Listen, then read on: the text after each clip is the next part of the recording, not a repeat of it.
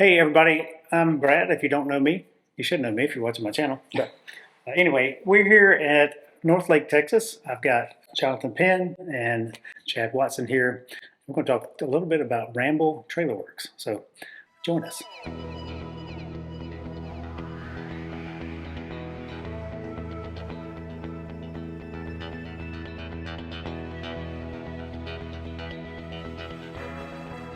Gentlemen, good morning. Morning.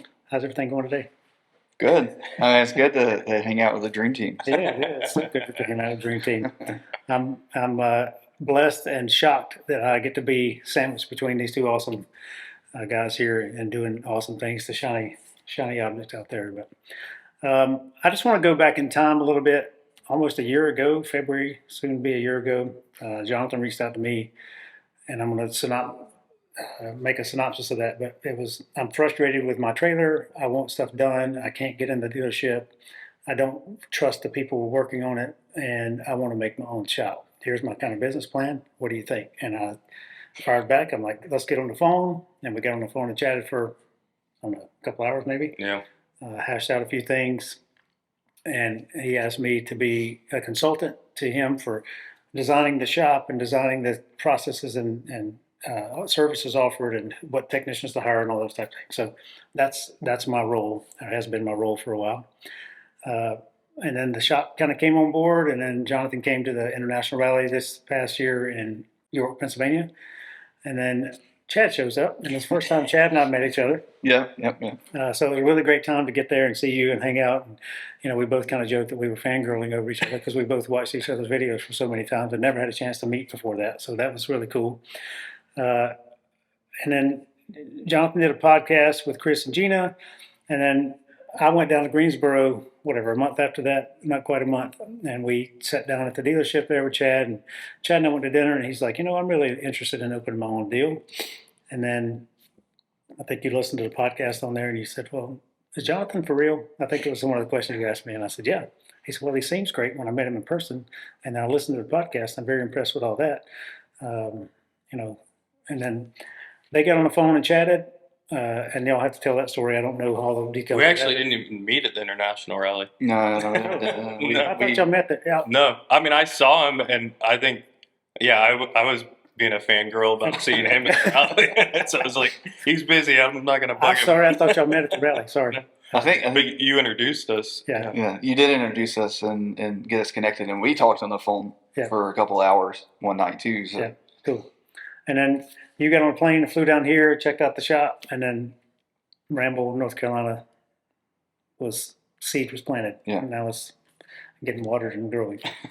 It's growing.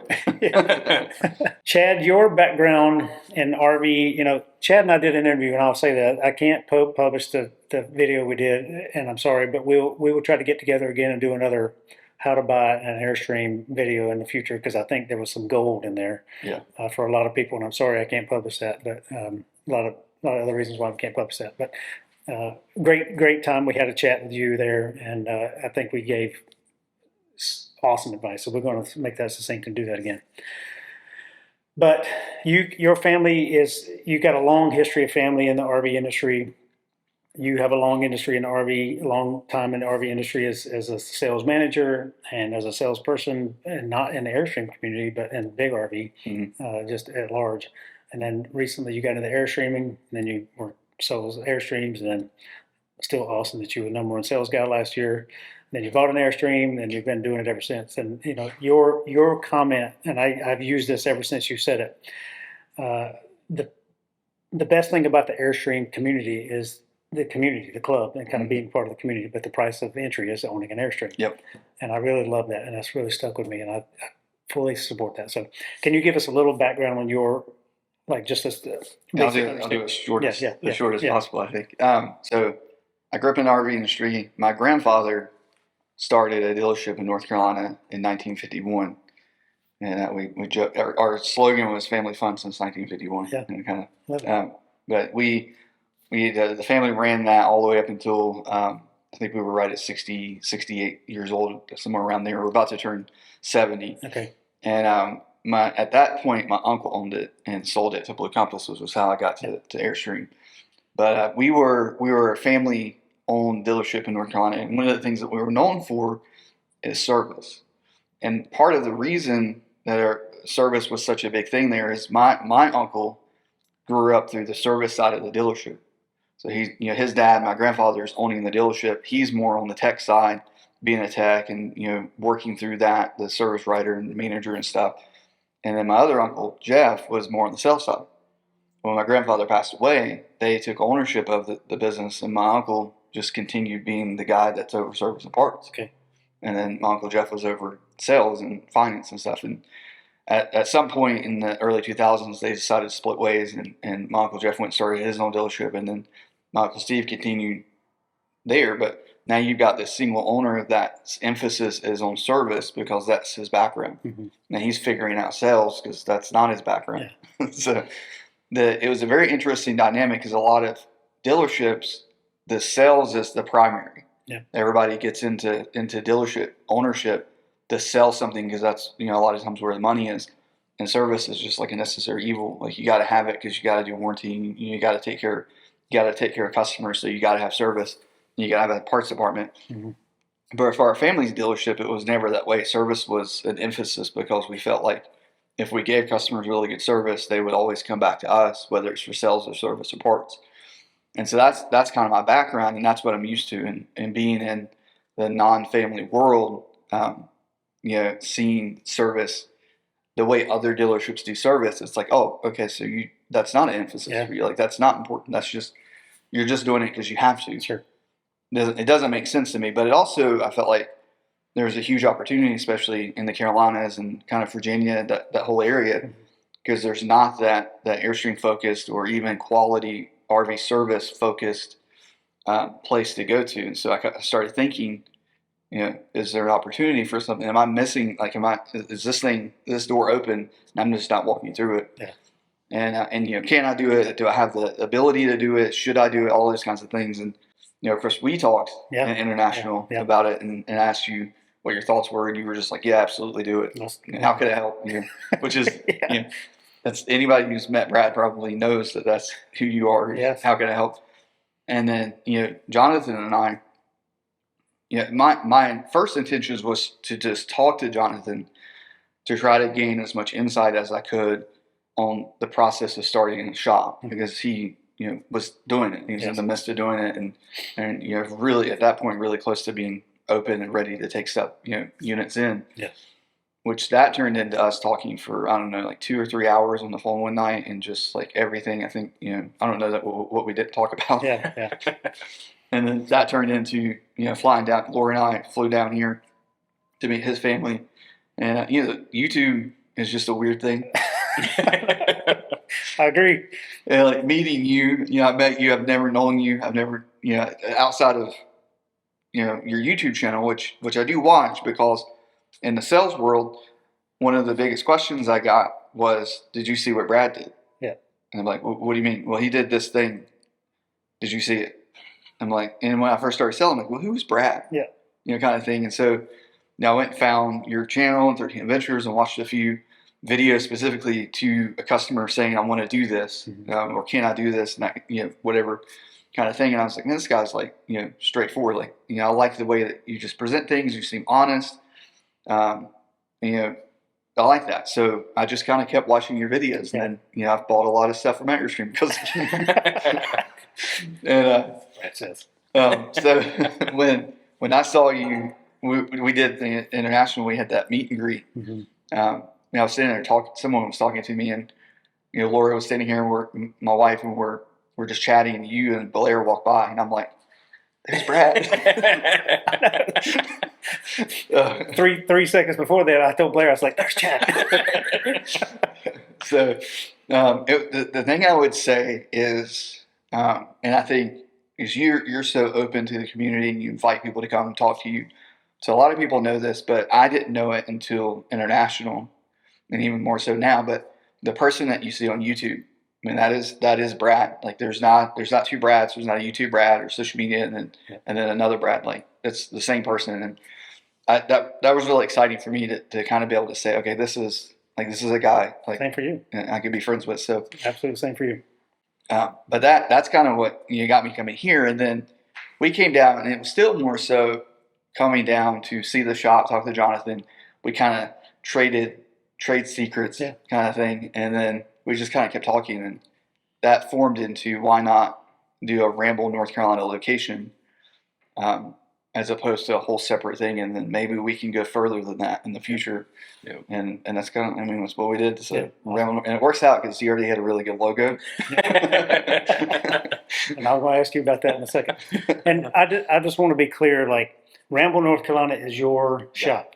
It's a branded thing. Ramble is the branded name, but you do share trade secrets, and you do share advice on working on how to do a trailer, because there's customers who come in here that, you know, Jonathan and Greg have never experienced before, things they want to do, and you have that experience, and you can help build whatever, and the information is shared. But this is fully your shop and fully your LLC, and this is fully your shop and fully your LLC here. So the funny thing, I was talking to a potential customer from North Carolina, and he said, why do you think you can do this?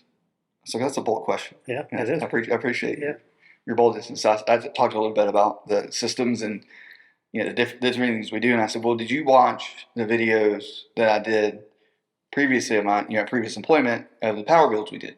The guy was like, well, yeah. I was like, well, I designed all of those builds. Yeah. And I was like, what? And I was like, well, yeah, all the schematics you saw, that was all me. Yep. But then there was a technician that built it out, but I was the designer, if you will, the service writer, because none of the service writers at that store had the ability to do it. Yeah. So I was QC, the service writer, the designer, and selling. Yeah. And I will say I got #1 salesperson. I love it. But so that's like the experience, and for me that really came from over the last 3 years, the number of people who ask about batteries and solar and off grid and boondocking. If you talk to 10 people, 8 of them are asking you questions about that. So I got, 3 years ago, basically was like, okay, I got to learn this. I need to understand this better than just what I knew at that point. And so I just kind of deep dived into it, which then turned into me doing my own power upgrade on my camper myself, the whole install and everything. And I can tell you right now from that experience, and I know you did it, there were multiple times that I said to myself, why did I do this to myself? Yeah. Because you're trying to do it after work. You're going, going over, sometimes it's cold, sometimes it's raining. And you just got to get it done. You're on this deadline and you're trying to figure stuff out. So it is expensive to pay a shop to do it for you, but there is a huge benefit when you do it too. And then, Yes. But so that's kind of how this started. And then I just nerded out on solar and lithium and all the clear glass and the maximum skylights and everything. I'm like, I could dig this. Yeah, it's cool. It's fun. I enjoy it.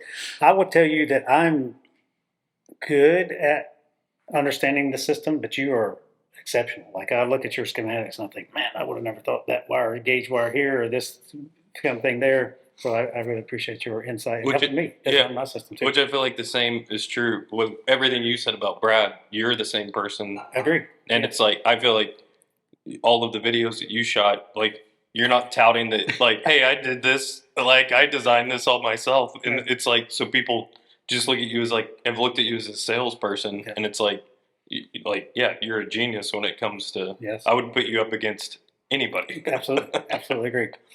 So I'm going to pivot to Jonathan real quick. Jonathan, how did you, we kind of give your background, but how did you come up with Ramble Trailerworks? Why does that name stand out to you? And what's kind of been your process of becoming a entrepreneur, business owner, starting something from nothing, and you're starting a big thing. Like you're going from not a little RV repair shop, but you walked me into Airstream community. So you're an Airstream owner and you're an Airstream user. You've been in RVs for a while, so kind of just give us your short story. My wife is also named Laura, which gets kind of confusing sometimes. But Laura tells me all the time, like, she's just shocked that I just don't really have, I don't know, like, either it's out of my own ignorance or being naive, but if I jump into something, I just go 110%. Yeah. Once I set my mind to it. So it's kind of, I came out of like the corporate world, building a business that was a family business, kind of similar to Chad being part of a family business, which was awesome. And so we sold that company, which was a mechanical and electrical engineering firm. I'm not an engineer. that's a whole nother story. My background's in film. And so, yeah, I'm still not using my degree, but starting a third career. But I'm like, I had so much fun just learning how to run and operate a business with my dad, kind of being there, and then him just kind of passing the baton off to me, and being able to go through that process. It was kind of like I literally found myself after we sold the business, literally like rambling, like I'm like kind of, the definition of ramble is basically just to just wander in the wilderness, and that's kind of what I felt like I was doing after we sold it. I was like, I've been blessed to be in a position where I can now just kind of create my own thing. So it took me about 2 years to kind of settle on something, but the whole time I was like, all I want to do is tinker with my Airstream and watch YouTube videos and learn, which, like you've said, you got to be careful doing that. Yes. But yeah, it was kind of one of those things where I just, I'm like, I'm frustrated. I see there's a need, there's a problem in the industry around Airstreams, and I've always been like a big brand guy. My wife would say I'm a little bougie, but it's like I like quality products and quality brands, and I love a legacy story with brands. And Airstream, I'm like, I feel like it's just such a cool, just the whole journey and trajectory, and the way that they've just kind of stood the test of time is just awesome to me. So we purchased our Airstream in 2022, and we had another trailer before that. I grew up around like larger boats, which a lot of the components and things like that are fairly similar.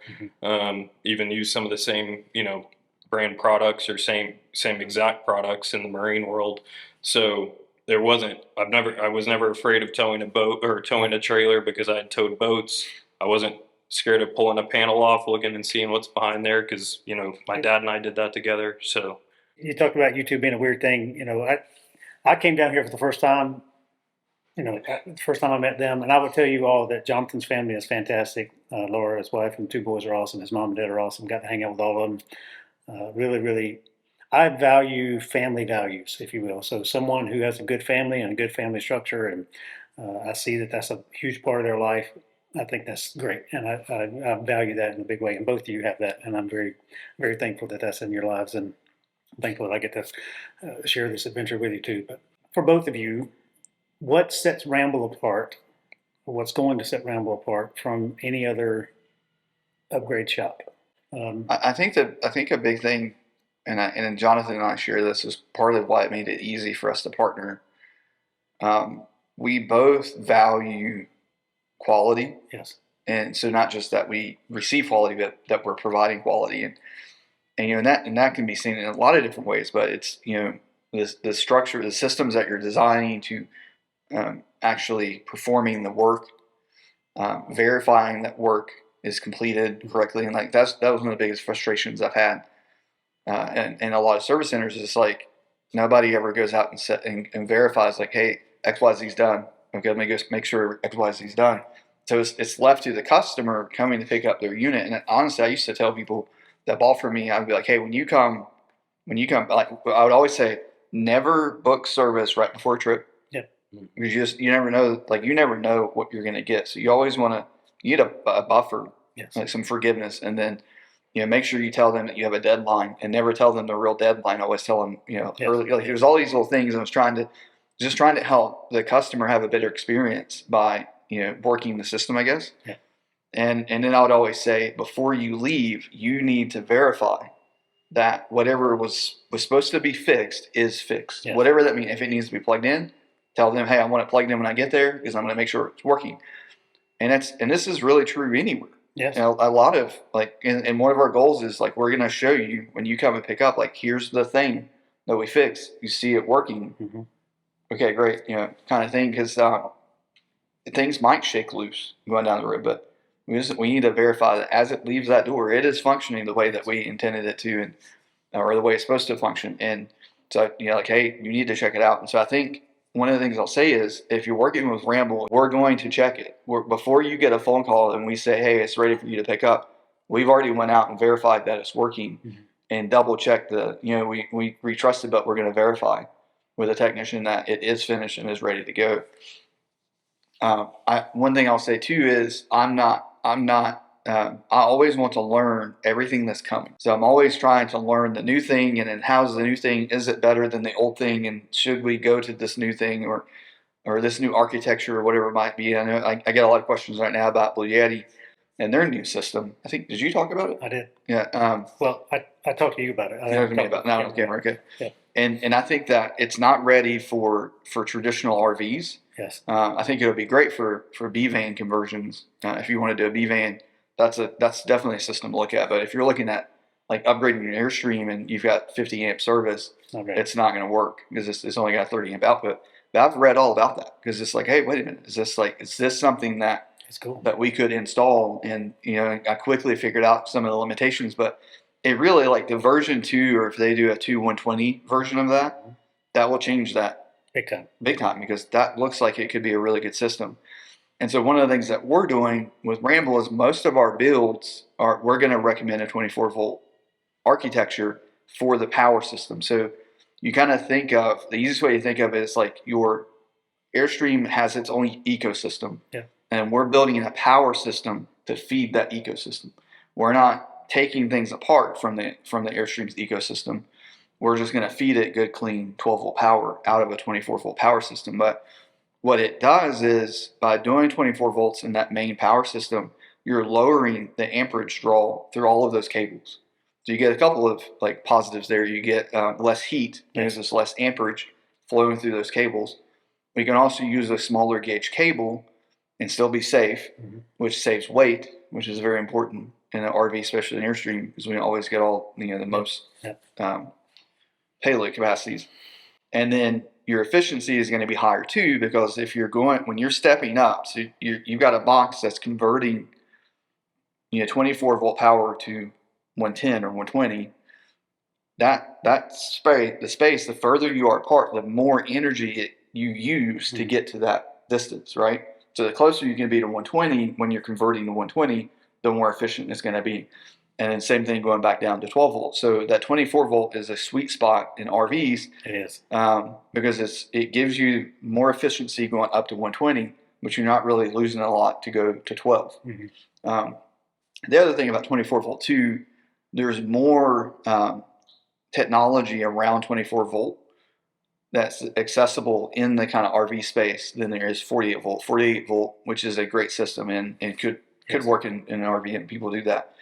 But you don't have like the same DC to DC chargers out there right now available in 24 volt. 24 volt kind of lives in the residential commercial world. I definitely think in the future 48 volt will be, because that's the Blue Yeti's 48 volt. That's definitely going to be a possibility as kind of some of the outlining things that you need to make a complete system catches up. But like the point of saying that is we're building 24 volt right now, but in 2 years we may move to 48 volt because it's even more efficient and the technology is caught up. We're not going to stay at 24 volt or stay at 12 volt because that's what we know, and so we don't have to think about it anymore. Like we're going to keep evolving and keep bringing you the best options and the best opportunities when it comes to your Airstream. And then the other thing too I would say about Ramble is we're not trying to sell you something. Yes. Like we're just, our goal is to help you, and there's probably better language on the website than what I'm going to say now, but this is just coming out of my brain. Yeah. But our goal is to help you facilitate the camping journey that you want. Yeah. And so you may call us and say, hey, I want a generator and I want 14 batteries and I want 10,000 watts of solar on top. Figure it out. I'll pay you, however much it is. And I'm going to say, well, what are you trying to accomplish? Like, where are you going? Are you going to Harvest Host? Like, what kind of camping are you gonna do? And it's funny because I get this a lot, and it always tends to be around the wife. So I'm not calling wives out, but it tends to be around the wife, yes. Right? Well, my wife has got to have full hookups, so we're never not going to be hooked up. You probably don't need any of that. Yeah. So like, there's some things you could benefit. You could benefit with the clear glass. If you got a Classic, for instance, 200 amp hours on a Classic is not near enough energy. So on a Classic, you might want to do, there's a mod that we do that's one of my favorite mods. but we add a battery box that's above the A-frame. So we cut out the Airstream box, just take it out. Yeah. And then we add it's a torque lift box, but it can fit 2 300 amp hour essential Epic or Epoch batteries, just 600 amp hours. And then a scenario like that, we might do a DC to DC, so we charge those a little bit quicker and maybe upgrade the converter. But that's really all you need with the Classic if you're always going to full hookups. Mm-hmm. So you don't necessarily need to do that big build because, Mark and Trish did it, kind of thing. So we want to try to understand when it comes to modifying your RV, like what is the best option for you based on how you're going to use it. And it may not be adding a generator like you did because you're a full timer and you're in it all the time. Totally different need for me and everybody else. And I say, I've said this before and I'll say it again. 80 to 90% of the things I've done on my trailer, if it were a part-time use and I weren't in it full-time, there's no way I would have done it because of the cost or because of the, I got most of you out there have a trailer and a house. I have a trailer. Yeah. So I don't need to spend money on the house. I don't have to out-furnish a house and all the things. So I make my trailer as comfortable and as usable as I can across the spectrum. So that's why I've done a lot of things I've done. And I really love testing stuff. So I have an opportunity and a platform to test things out. So it's really nice. Yeah, helps me. Yeah, me too. I want to save everybody out there money. So buy it or don't. I just want to show you what options are out there. So Jonathan, same pose question to you. Based on what you've seen and based on what you know, what sets Ramble apart? As Airstream owners do, they want to go to, first and foremost, they want to go to somebody that's competent and that has the technical knowledge and knows what they're doing. I'm like, I even personally, if it's like my last resort would be just the universal standard RV tech or whoever. I want to know that whoever I'm taking it to specializes in Airstream because they're so unique to any other travel trailer. So I think that's all, good and important. But I think at the same time, I'm like, I'm totally transparent with any customer. If I don't know, I've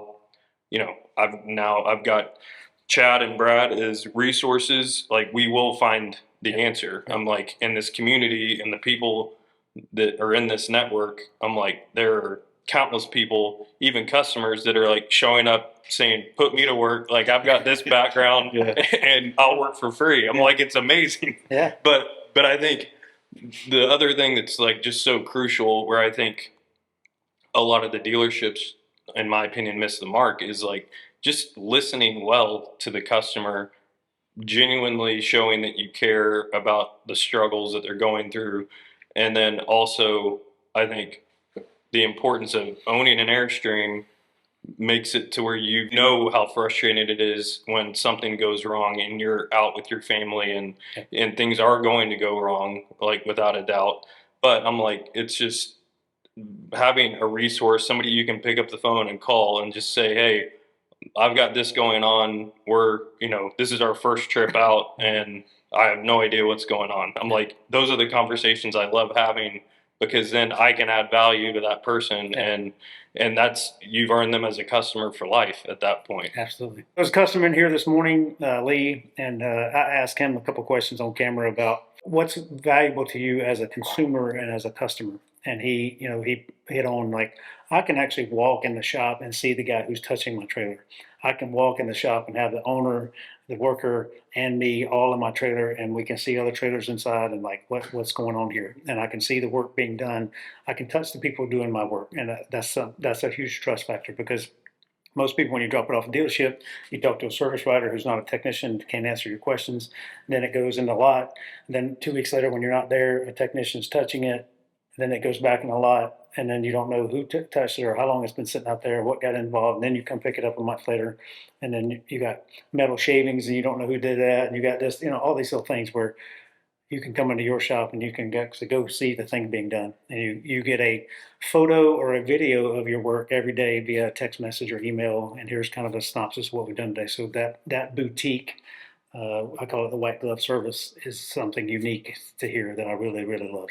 Yeah, that is something that we're going to prioritize is communication. Mm-hmm. Yeah. One of my so we're creating pumped lines for the business, and so they're short, short sentences that have packed meaning. Yes. Right. And my church uses it, so that's where I just copied the idea from them. But one of them is every step you take, every place you go, be costing you. Mm. And it's a lesson for text, like, because text can have a tendency of kind of water cooler talking, and so that's fine. You can water cool talk, but also understand that time that you're using is costing you. Mm-hmm. And so, but another probably better example of that is technicians can have the tendency to have their toolbox, this really nice, very nice, probably costs more than my car toolbox, that's shoved in the corner, and then the thing they're working on is way over there. Yeah. And they get over there and start working. Oh, I need a 10 millimeter. So they walk over and get a 10 millimeter, and they come back and like, oh, I need a screwdriver, and they walk over and get a screwdriver. So that plumb line is really saying, hey, you need a cart. That you got your toolbox, but you need a cart that you can put a lot of your most used stuff in that cart. And then when you go to do a job, like if you're doing wiring, then you need a crimp tool, you need heat shrinking, you need a whatever you're heat shrink with. Yeah. Like, you need that stuff. So go and put it onto the cart and then roll the cart to your project. And then you're not making all these trips back and forth, wearing yourself out because you're putting more steps on your body, and then ultimately wasting time. So one of the plumb lines that's for service writers is we call even when there's not an update. Yeah. So we may call you and say, hey, there's not an update, but we haven't forgot about you. Or maybe a text like, hey, just want to let you know nothing's changed. We haven't forgot about you. We're still actively working on it. As soon as something news up or whatever, I'll let you know. Yeah. Or we're still waiting on parts to get in, whatever it might be. Our philosophy isn't going to be there's nothing to say, so I'm not going to call, because you don't know that as a consumer. You don't know that the reason that I'm not calling is because there's nothing for me to tell you. You just know that I'm not calling you, and it's been 2 days, or for a lot of shops like 2 weeks or longer. Or longer. And then one of the other things too for us is our drop-offs aren't traditional drop-offs in the RV world. Our drop-offs are appointments. Yes. You have a scheduled appointment. When you drop, your unit is going into the shop pretty quickly from when you gave it to us. Yeah. It's not going into I don't have a yard, so I can't put it into a yard. Jonathan's got a little bit of a yard here, but where our shop is going to be, we don't really have that capacity right now. And I don't want it. I don't want to be a storage yard for people's units, and they can't use it because it's back there stored, and nobody's telling them what's going on. So I think that will be, for a lot of people, it's going to be, I think, a small thing that's going to be huge for the consumer, the customer. That's like, I actually know what's happening. I've got photos, I've got videos, I'm getting phone calls, I know what's going on. And, it doesn't get dropped, and then, a month later it finally gets into the shop. Where is it? Oh, it's still out, and we haven't looked at it yet. That's the most infuriating thing.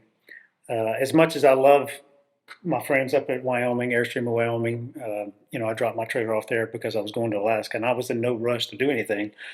And I know them very well. So their technicians or the general manager would message me, hey, we got Airstream approved this or Airstream approved that, but it was weeks between those communications. I wasn't expecting anything because I trusted my trailer to them. But if I were just a general consumer who didn't know what I know and know the inside of the business and know those folks, I would have been frustrated with not having heard anything. And most of it was just waiting on Airstream to approve a warranty claim or mail a part to them or something like that. So I love the hands-on approach here. How much have you learned as an Airstream owner just in the last 10 months? No. Jeez. It's like still a fire hose. Just daily there's something new. I'm just doing my best to retain all of it. But it's been crazy. As a business starter, a business owner, starting a business, what's been most surprising to you?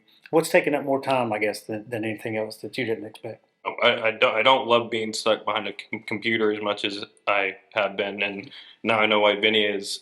He's always said that, or I've heard him say that on videos.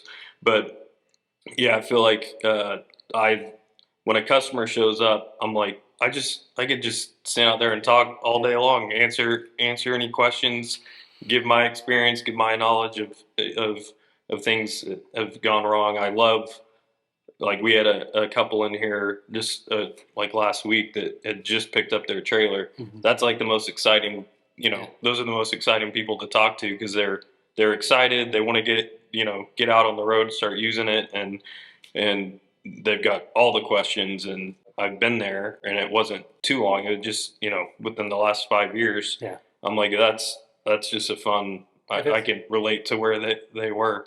I love chatting, obviously, with folks, and that's one of my favorite things. And being a sales, like working in sales at Airstream, I said, you're going to pay me to hang out with people who are excited about this all day long? Really? Okay. Let's go. Any day of the week. I love it. So, Blair calls me the golden retriever of humans because I just go meet everybody, and I'm excited to meet everybody. And I do enjoy it. I really do. Well, the other thing I was going to say, too, is like, I feel like, again, there's a lot, the dealership's there to sell you the Airstream. Yes. But there's the tow vehicle, there's the hitch, there's a lot of other components that I feel like there's a lack of education in that regard. And Chad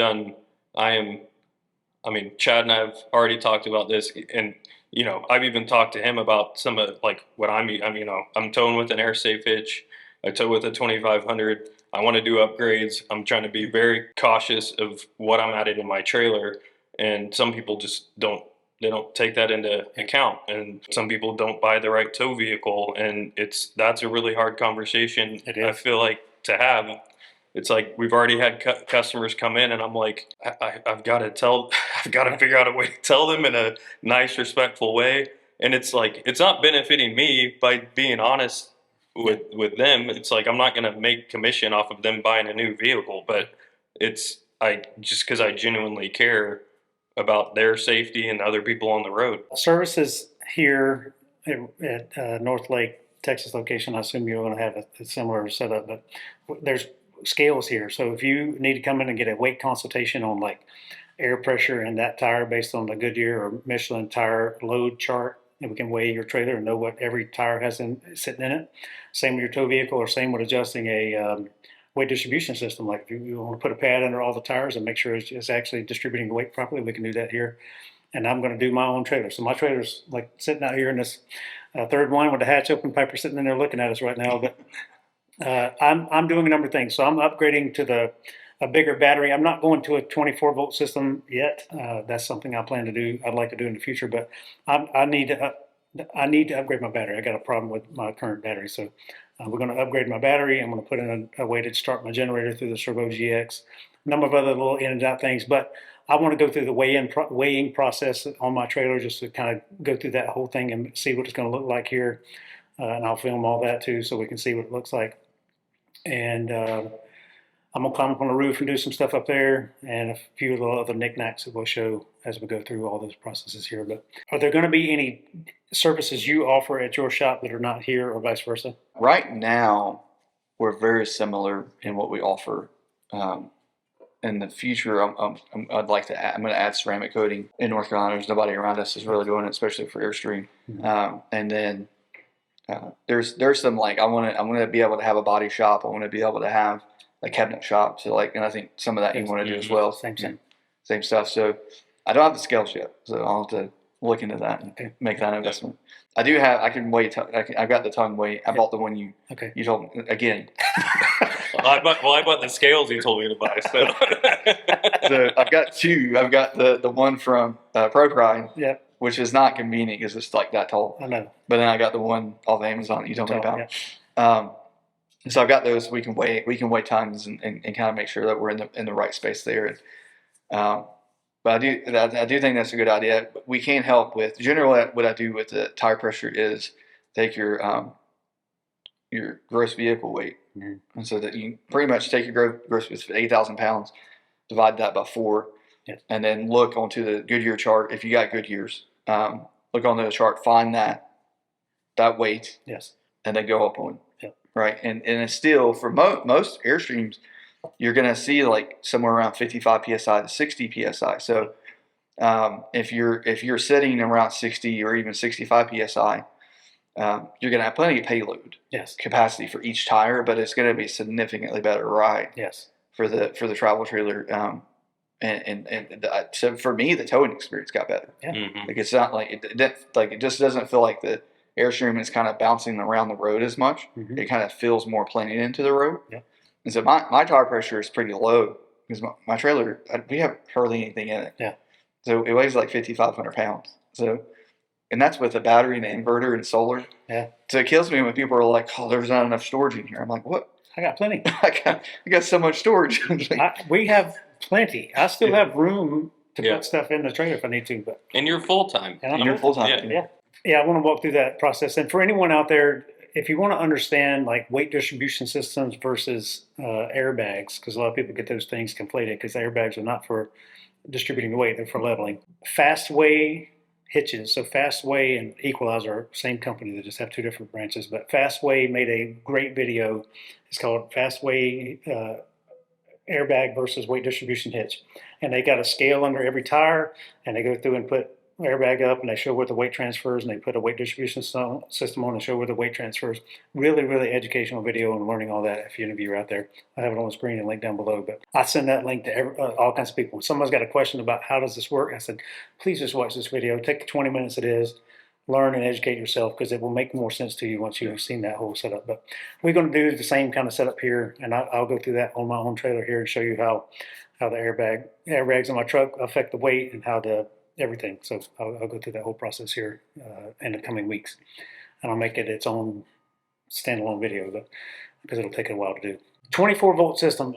I think most of your 18-wheelers that I'm understanding and big buses and things like that, they already have. That's a 24-volt. So those things have been using that for a while, and I'm really excited to get it in the Airstream space here at a large capacity because I don't know of any other standalone shop or dealership who's doing 24-volt systems. And that's one of the things also that I think will be a differentiator for us is that I think until I really started digging in over the last couple of years, I didn't realize technology is changing rapidly. And if you're not staying on top of it, I feel like you're doing a disservice to the customer. Yes. Because we look at everything between a multi-plus and a quattro inverter, like, again, it goes back to the question of what are your intentions down the road? Yeah. And it's like if you are thinking about a generator down the road, don't waste your money on a multi-plus. Yeah. Like, let's talk about a quattro, or just hold off completely until you've got the budget to have a quattro installed,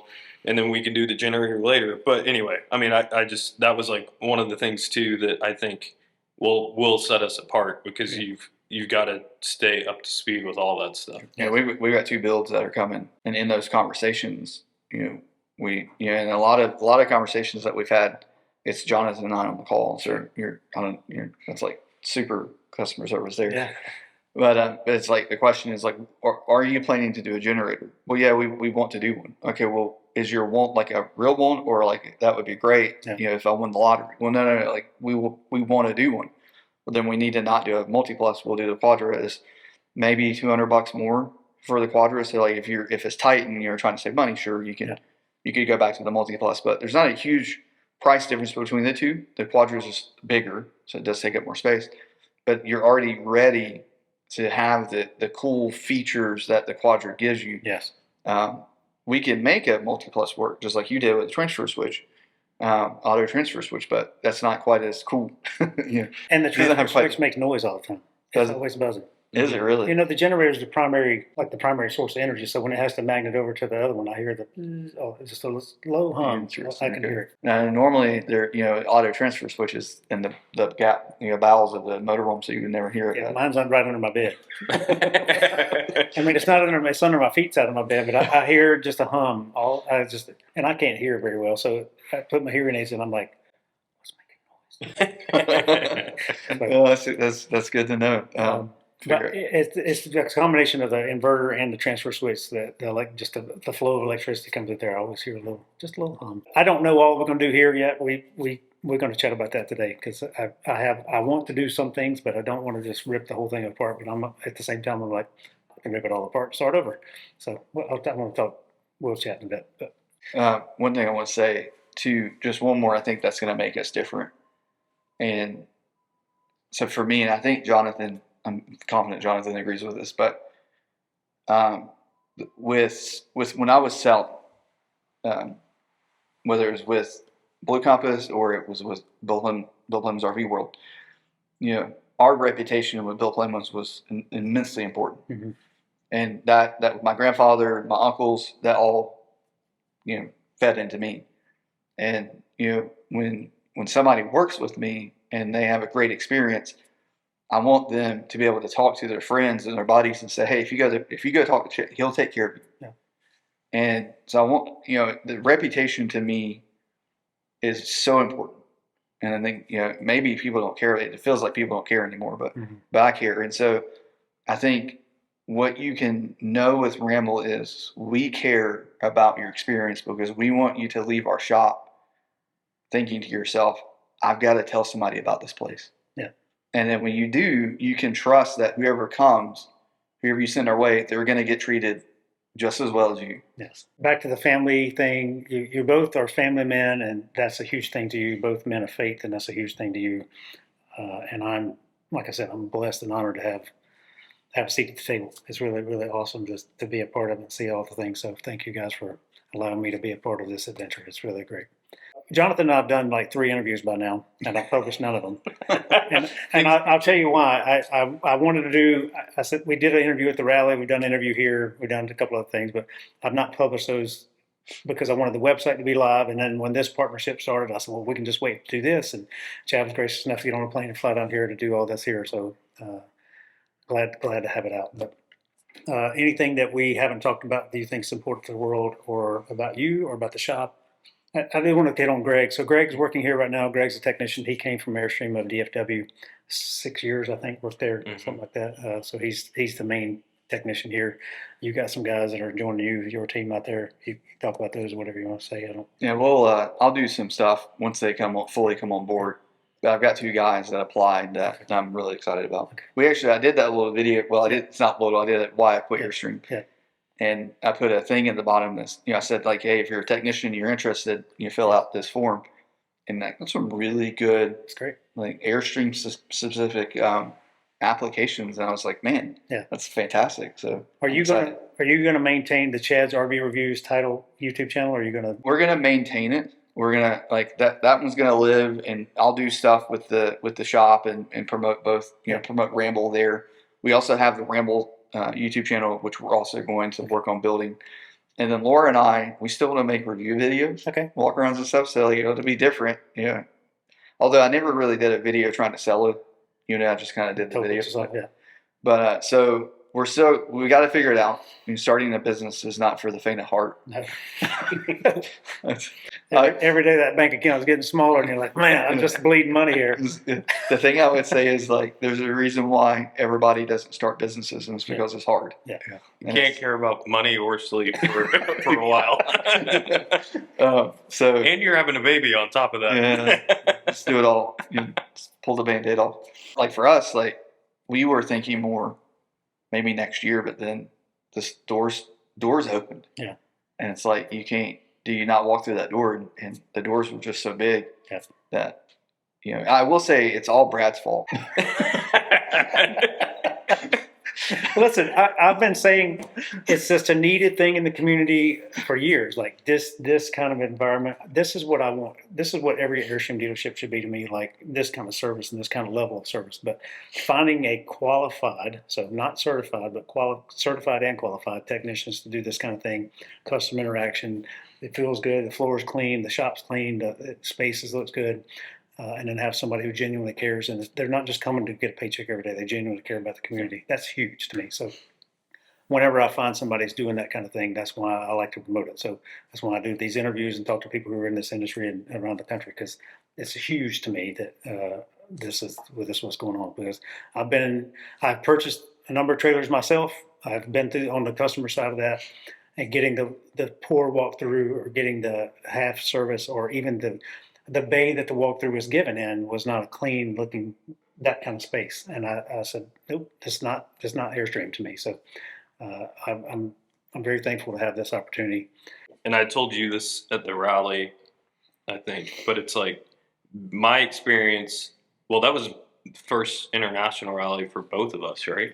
Mm-hmm. Yeah. So like if the whole country like lived within the ecosystem of the Airstream community, I'm like, we would solve world crisis. Yes.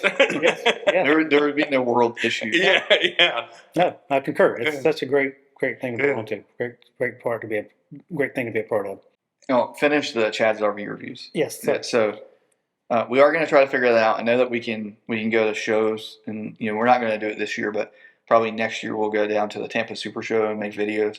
and maybe Hershey too.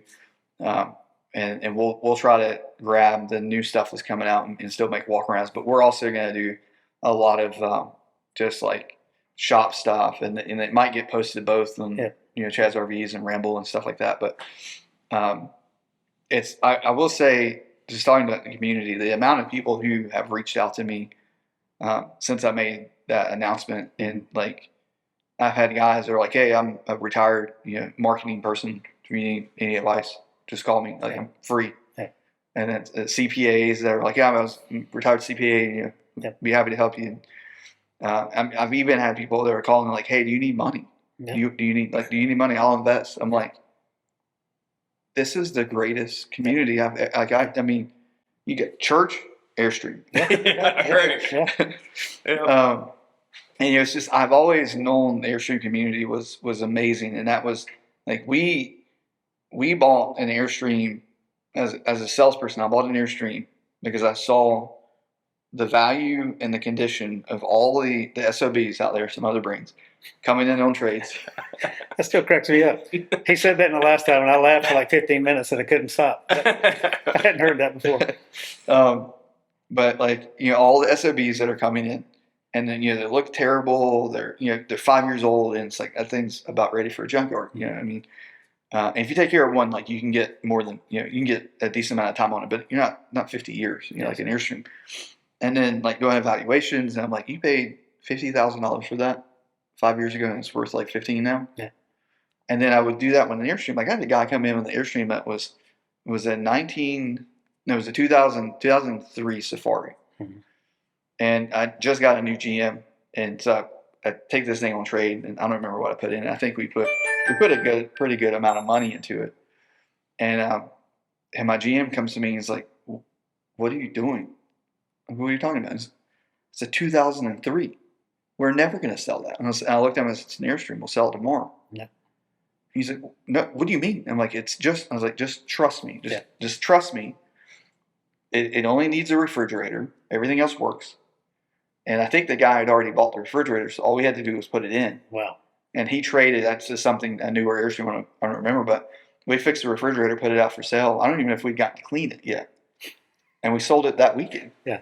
I mean, boom, it was sold. And somebody walked in and was like, "That's exactly what I want." And, because not often that you can find nowadays a good quality, good condition Airstream for $30,000. Yeah. And there was a 2003 sitting there, and it sold immediately. And so I saw that, and, we went and looked at Grand Designs and Jayco's and everything. I just sat there and I was like, I can't imagine owning anything else. So then I take Laura to the factory, and we do a tour, just as anybody else can do. We just do the public tour.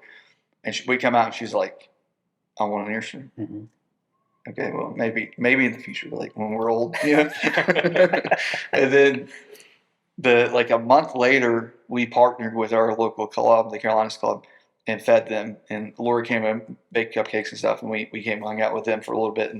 And I can jokingly tell people I closed it down that night. So she left. But I was sitting out at campfires, like beside people's campers. Mm-hmm. I'd get up and walk down, and somebody would be sitting down. I'd sit down and talk to them for a little bit.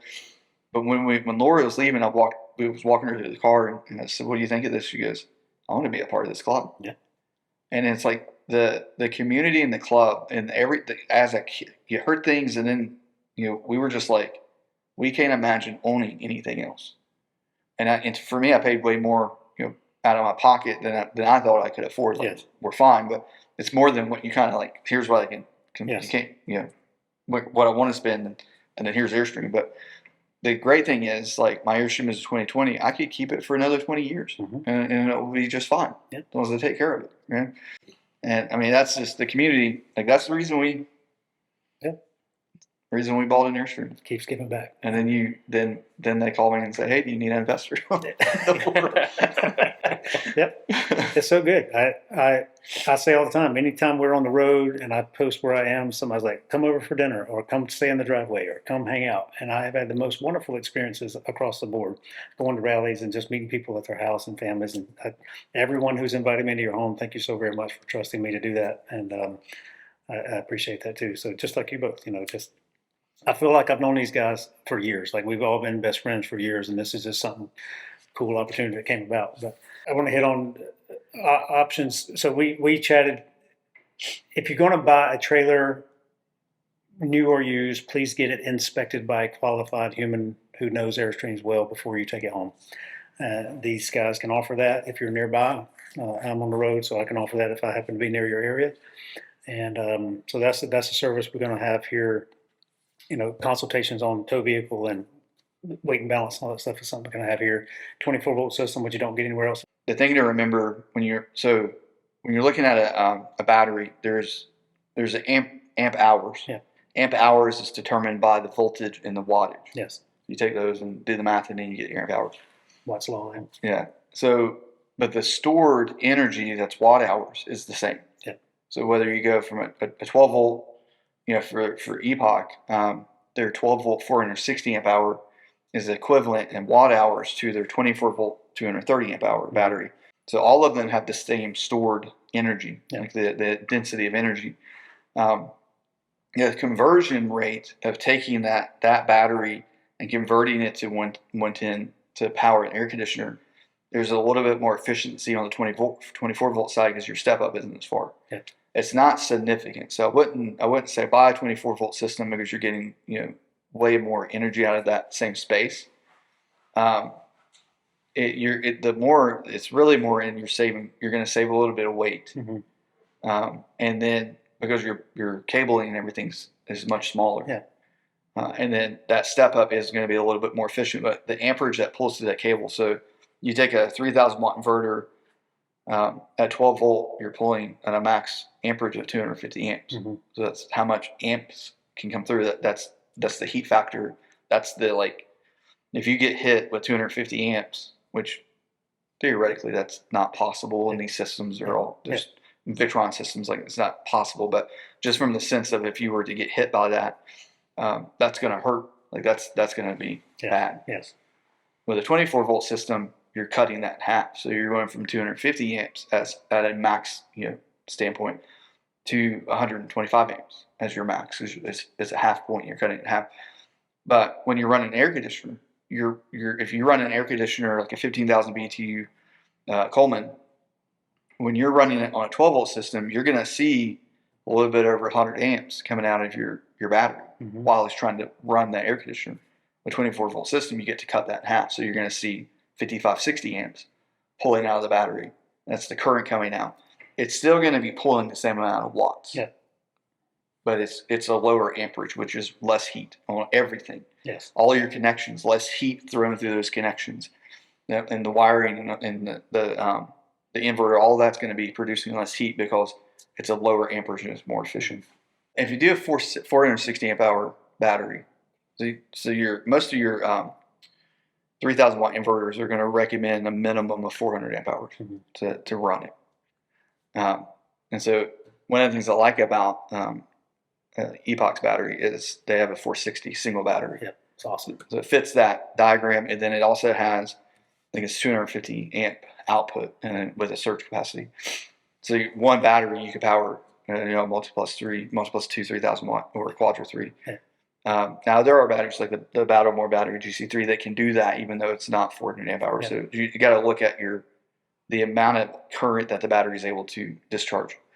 But if you're doing, say, 460, and the nice thing for me is I have that battery in my camper, so I'm very familiar with it. Yeah. You could run one 15,000 BTU air conditioner with no solar, because that's a factor into it, no solar, for roughly 3.5 to 4 hours.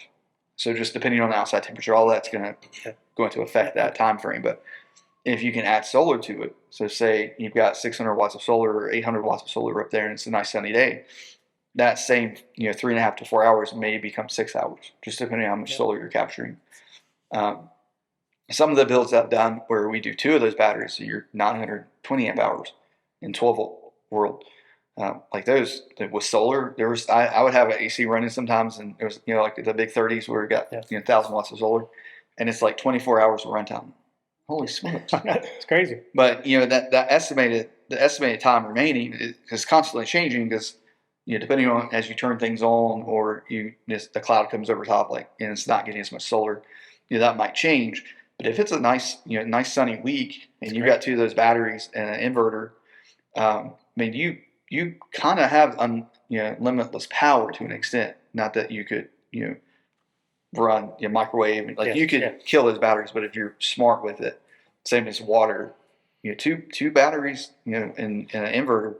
What I would kind of say is, if you're not going to do a generator, two of the 460 batteries and an inverter is a really solid option. Yes.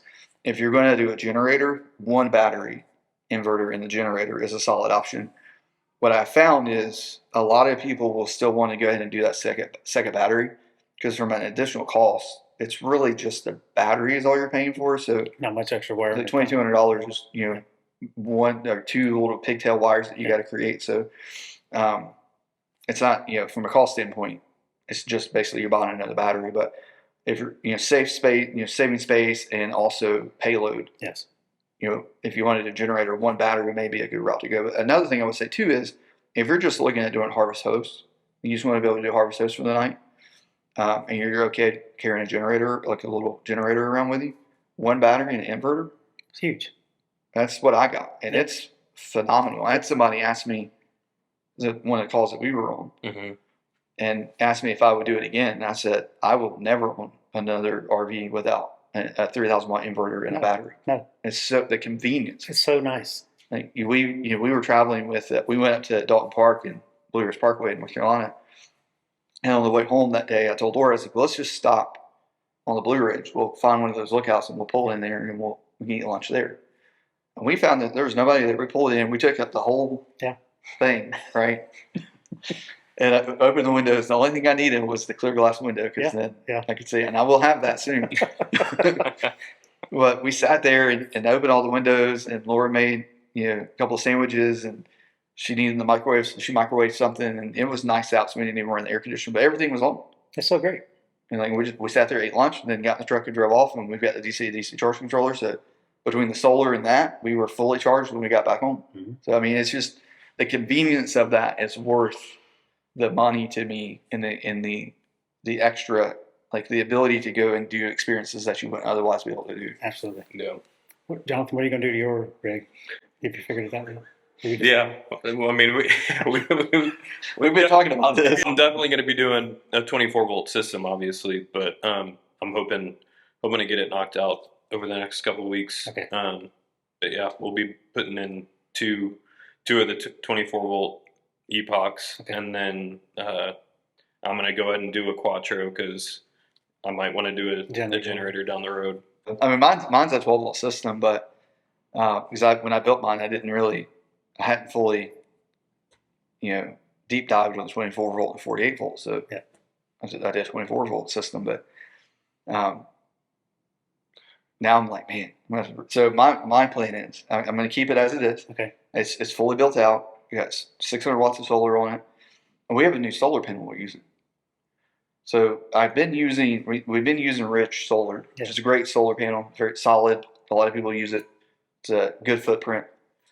And on my personal camper, I put a Renogy panel on that's a 19 bus bar. Yeah. And it just, all that translates into it's a little bit more efficient and can capture more sun. And what I didn't realize when I got it, it's a little bit longer, the panel itself. So you can't fit quite as much up there you could if you did the Rich Energy or Rich Solar. So in this adventure, we're finding vendors and we're talking to different people, and like that's a big part of starting the shop is getting all the vendors lined up. So we found this vendor that we're working with, and they have a solar panel that they offer, and it's bifacial.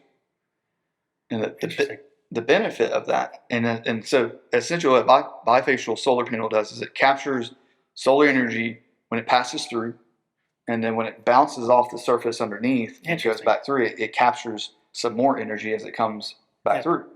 Well, a benefit of Airstream's roofing system is they have this really nice white coating that reflects solar energy. So it's the coating that's on an Airstream is literally designed to reflect that energy back off the ceiling, the roof. I'm like, wait a minute. If we put these on here, we're going to capture energy going pass through and energy coming out, and it's the same footprint as the Rich Solar. That's so neat. So we're really, our next builds that we're doing, we're putting those on. So I'm really excited to see that. And probably my next one that I do, for me, I'll put those on too. But we're probably thinking that we'll go bigger And at that point, when we go to a bigger, probably a 30-foot flying cloud, we'll see. We'll do a 24-volt system at that point. I'm probably going to do one battery and a generator, even though I don't need it. I understand. Just because. And then we'll do the new bifacial solar panels. Okay. When will they be some here? Soon? Yeah, well, I think while you're in town. I just want to check them out. I've never seen that in person, so that's neat. It's cool. It's a different look. They're kind of like translucent. Yeah. Interesting. I do wish they had aluminum frame because they're black, but that's all right. Yeah, I'm sure some people will. Well, again, if they have to have aluminum, then we can go to Rich Solar. Yeah. Right. Have aluminum. So when is your shop going to be open in North Carolina? Planned. So we are close. Yeah. So we're probably going to be. We're planning to be open January 1st. Okay. That's assuming we got a space. Got a lease in place, but there's all the little things like insurance, things you don't realize are going to be difficult and expensive. I realized.